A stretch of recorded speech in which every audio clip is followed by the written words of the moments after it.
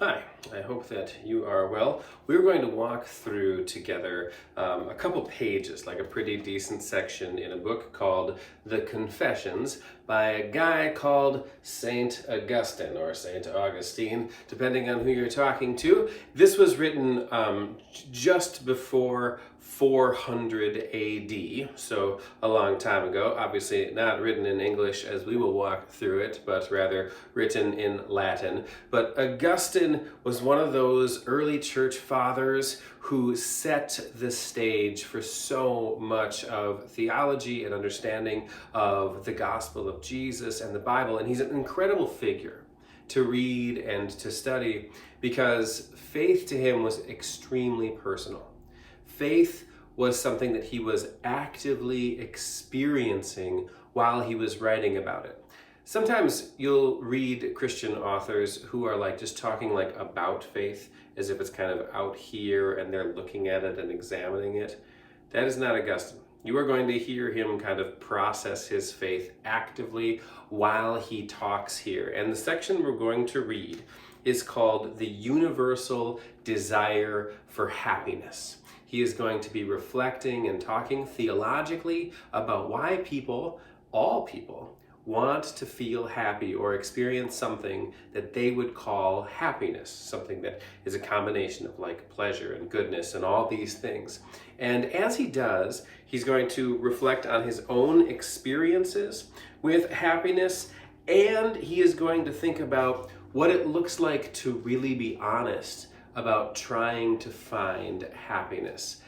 I hope that as we walk through this together, you get a chance to think about your experiences when it comes to happiness and to be humble enough to think about the ways that you have pursued feeling good or feeling pleasure or feeling happy in ways that you knew maybe weren't going to satisfy you, but also that you hear in his humility, in his active, faith-filled heart, that this is a thing each human does. We work on this and God comes alongside us as we do. So, we're reading this section called The Universal Desire for Happiness. I'll stop at various points and comment on it as we walk through. And I hope as you watch and walk through this with me, you'll have chances to stop and comment on it too. All right, he says, "How then am I to seek you, Lord? When I seek you, my God, what I am seeking is a life of happiness." He uses the word happiness on purpose. It's a word that people cared about a lot then and care about a lot now. This is a book that's pretty famous called the Nicomachean Ethics. It's Aristotle, and that would have informed some of how he was educated. And that book even talks about like everybody really deep down just wants happiness. So how do we actually find it? And he makes this ethical argument around it. So now Augustine's going to make his own argument around where it can be found. And he's saying, look, when I am seeking the Lord, what I am really doing is seeking a life of happiness. I'm tapping into that universal thing everybody wants. So then he keeps praying, let me seek you, Lord, that my soul may live. For as my body draws its life from my soul, so does my soul draw its life from you. How then am I to seek a life of happiness? It is not mine until I can say, this is all I want. Here is happiness. So he wants to seek it and he wants to really find it. Not some compromised version of it, not a halfway happiness, but he wants his whole life to be characterized by this thing that is seeking after God and finding happiness. It's not mine until I can say, this is all I want. I must know how to seek it. Should it be by way of remembering, as though it were something I have forgotten, but I'm still aware of having forgotten? Is that how I should find happiness? Or by thirsting for a life still strange to me, either because I have never known it, or because I have so completely forgotten that I do not even remember that I have forgotten. Like, how am I supposed to find this? Is it something I can kind of tap into, or is it very, very foreign from me? What is a life of happiness? It's surely what everyone wants. Absolutely everyone without exception. But if they all want it so badly, where did they come to know it? Where have they seen it that they are so enamored of it? Evidently, We all possess it in some fashion. We all must have some access to it, he's saying. A person who possesses it fully is happy in one way, actually happy. And in a different manner, others are made happy by hoping for happiness. These possess happiness in a less perfect way than the former, who are just happy in the reality itself. But they are better off than people who are happy neither in possessing the reality of happiness nor in hoping for happiness. Yet, even these, we would assume miserable people because they don't possess it and they're not hoping for it, even these would not so strongly desire happiness unless they possessed it in some degree.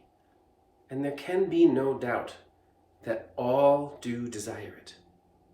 In some mysterious way, we must know it, therefore, and hence truly possess it through some kind of cognizance, some grasping of understanding of it. What I am attempting to find out is whether this resides in the memory. Because if it does, that must mean that we were happy once upon a time. Though whether each of us was happy individually or we were all happy in the man who committed the first sin, like in Adam and Eve we were happy, in whom we all died and from whom we were all born to misery, I'm not now inquiring. I don't exactly know where it comes from, he's saying. I'm simply posing the question, does the life of happiness exist in the memory? Is it part of the human thought? We should not love it if we had no acquaintance with it. And when we hear the word, we all acknowledge that what we want is the reality behind the word. For the sound of the word in itself holds no attraction to us. If a Greek speaker hears the word mentioned in Latin, he does not find it delightful because he doesn't understand what has been said. We, who speak Latin, he's speaking for himself, we, on the contrary, are delighted if we hear it in Latin, just as the Greek speaker would be if he heard it in Greek, because the reality itself is neither Greek nor Latin, nor English or any other language. Happiness is something else. Greek speakers, Latin speakers, and peoples of every other tongue are all athirst with longing to gain it. And this proves that it is known to everyone. And if they could all be asked in some universal language whether they wish to be happy, they would undoubtedly all reply that they do. This positive response of theirs would not be possible if the reality spoken of were not held in their memories. So he said so far that we all want happiness, and that our desire for happiness comes from something that's inside of us, it's embedded in us. And now he's going to explore, like, in what way is it embedded in us? How do we remember it if we're really remembering it? He asked the question, do people retain it in their memories in the same way as someone remembers a city after visiting it? No, the happy life is not seen with the eye since it's not a corporeal object. Perhaps in the way we remember numbers, then. No, for a person who has knowledge of numbers does not still seek to gain them. But while we have knowledge of the happy life and therefore a love and desire for it, we still long to obtain it in order to be happy. Then is it in the way that we remember eloquence, perhaps? No, again. It is true that on hearing the word eloquence, even people who are not eloquent remember the reality. And many of them desire to make it their own. And this proves that some knowledge of eloquence is in them. But that's only because they've been exposed to it through the medium of their bodily senses. And they have appreciated it and desire to be similarly eloquent to others. Though, to be sure, they would not appreciate it unless some knowledge of it were in them already, and they wouldn't want it for themselves if they didn't appreciate it. But we do not experience the happy life in other people, or through any kind of bodily sense. Are we aware of it then in the way that we remember enjoyment? This may be the case. So he's saying, are we aware of the happy life in the same way that we can feel the past things that we've done that we enjoyed, recreational things that brought us pleasure? This may be the case, for even when I'm sad, I remember my earlier enjoyment, as I can remember leading a happy life even when I am miserable. Yet, I have never made contact with my enjoyment through any bodily sense. I have never seen, heard, smelled, tasted, or touched it. In my mind alone, I have experienced being happy. And the knowledge of it stuck fast in my memory so that I am able to remember it sometimes with contempt and sometimes with longing for the various things which I recall having enjoyed. I was formerly flooded with a kind of joy in depraved actions, which I now recollect with loathing and disgust. Augustine writes at length about the sinful actions of his youth when he pursued a lot of sexual pleasure and other kinds of pleasure, and he really regrets it. And so he says, that was good, it was enjoyment when I was a youth, but now I look back on that with loathing and disgust. But sometimes it was a good and an honorable thing that I enjoyed, and when I recall these, I'm stirred by a desire for them, even if perhaps they're no longer present or possible. And then it becomes sadness that I use to recollect my earlier joy. So where and when did I experience my life of happiness so as to remember and love and desire it? This desire is not confined to me alone, nor to me and just a few others. Absolutely all of us want to be happy. Unless we had some sure knowledge of it, our wills would not be so firmly set on gaining it. But how can this be? I mean, if two men are asked whether they wish to undertake military service, it may happen that one of them will reply that he does, and the other that he does not. Whereas if they are both asked whether they wish to be happy, each of them will immediately say without hesitation that this is what he longs for. And in fact, the choice of military service, or the refusal of military service by the other, are directed to no other end, really, than happiness. Is this perhaps because one person finds enjoyment in one way and another differently? Thus, all agree that they want to be happy, just as they would, if questioned, all agree that they want to enjoy life. And they think that a life of happiness consists of enjoyment. One pursues it in this way, another in that, but all are striving for the same goal: enjoyment. And since no one can claim never to have enjoyed anything, enjoyment is discovered in the memory and recognized there when the life of happiness is mentioned. So Augustine is saying, we do know what it feels like to experience something we enjoy. That's something everybody knows no matter what. Some people have enjoyed more things, some people have enjoyed fewer things, but we all know it. And it can be the case that people really start to equate enjoyment with this life of happiness that we're all kind of pursuing. And now he's going to pause, as he often does, and he's going to pray. And he's going to pray a really beautiful prayer that asks God to direct his desire for enjoyment. He prays, "Far be it, Lord. Far be it from the heart of your servant who confesses to you. Far be it from me to think that enjoyment of any and every kind could make me happy. A joy there is that is not granted to the godless, but to those only who worship you without looking for reward, because you yourself are their joy. And this is the happy life, and this alone, to rejoice in you, about you, and because of you. This is the life of happiness, and it is not to be found anywhere else. Whoever thinks there can be some other is chasing a joy that is not the true one. Yet such a person's will has not turned away from all notion of joy." So he prays, keep it away from me that I would think anything can make me truly happy. Just any good, enjoyable thing can make me happy. But remind me that I do have this desire. And even people who pursue anything just willy-nilly, they have that desire too. He goes on, "We cannot, therefore, assert without some qualification that everyone wants to be happy." We can't say that everyone wants to be happy without then sort of explaining it. Because people who are unwilling to find joy in you, Lord, in which alone the happy life consists, obviously do not fully want the happy life. Perhaps though all men and women do want it, but by reason of the struggle of flesh against spirit and spirit against flesh, which hinders them from doing what they want to do, they fall back on what their strength permits, and they make do with that. But is this because they do not want that other thing, for which strength is lacking, ardently enough to find the necessary strength? I think somewhat.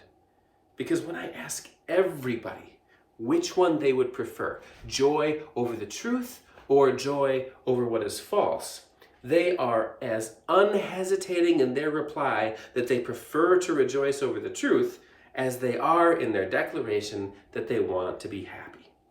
Now, the happy life is joy in the truth. And that means joy in you, who are the truth. O God, who shed the light of salvation on my face, my God. Everyone wants this happy life. This life which alone deserves to be called happy. All want it. All want joy in the truth. I've met plenty of people who would gladly deceive others, but no one who wants to be deceived themselves. Where else, then, did they come to know this happy life, except where they also came to know about truth? Since they do not wish to be deceived, they must love the truth. And when they love the happy life, which is nothing else but finding joy in the truth, they are unquestionably loving truth also. But they could not be loving the truth unless there was some knowledge of the truth in their memories. Why, in that case, do they not always rejoice over the truth? Why are they not happy? Because they are more immediately engrossed in other things, which more surely make them miserable than that other reality so faintly remembered can make them happy. For a little while yet, there is light for human beings. Let them walk in it.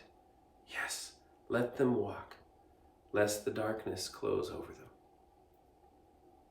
Why, though, does truth engender hatred? Why does a servant of yours, Lord, who preaches the truth, find himself an enemy to his hearers, if the life of happiness, which consists in rejoicing over the truth, is what they love? It must be because people love truth in such a way that those who love something else wish to regard what they love as truth. And since they wouldn't want to be deceived, they become unwilling to be convinced that they are wrong. They are thus led into hatred of truth for the sake of that very thing which they love under the guise of truth. They love truth when it enlightens them, and they hate truth when it accuses them.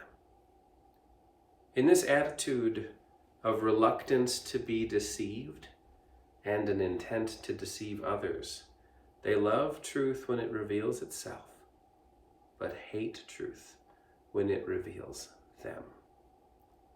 Truth will therefore take its revenge. When people refuse to be shown up by it, when they refuse to be corrected by it, truth will show them up willy-nilly, and yet also elude them.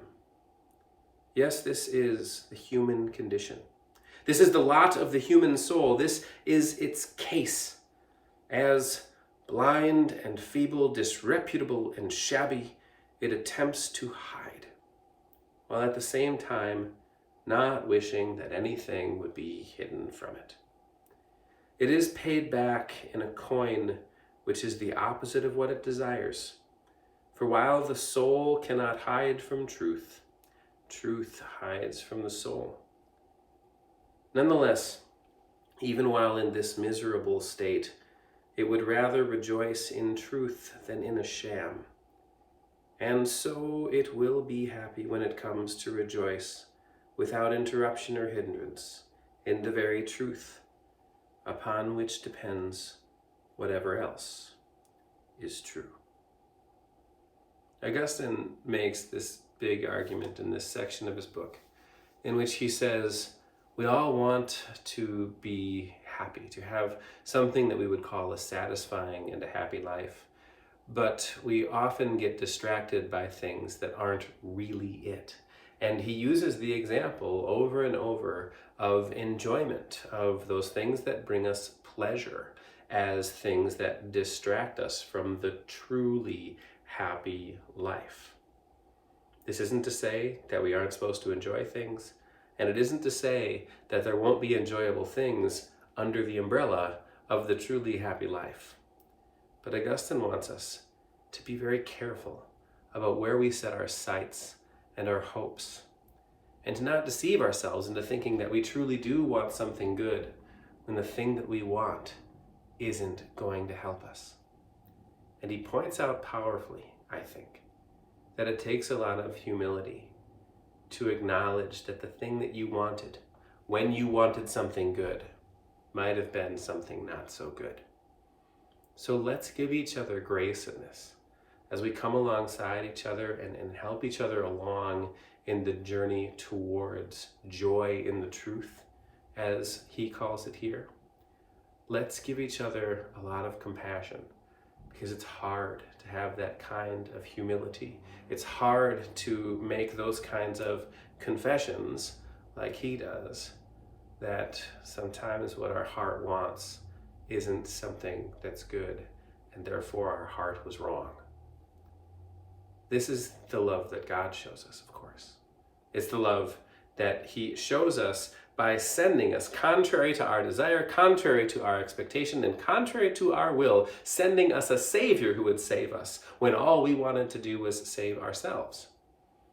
It takes a lot to be humble enough to say, I wanted to save myself, but I couldn't. And I now need to give up on myself and become dependent on a Savior, on Jesus, who's here for me. In the same way that we have to do that when it comes to our salvation, we need to do that when it comes to our enjoyment, our recreation, and our pursuit of anything that might be called happiness. May God be with you.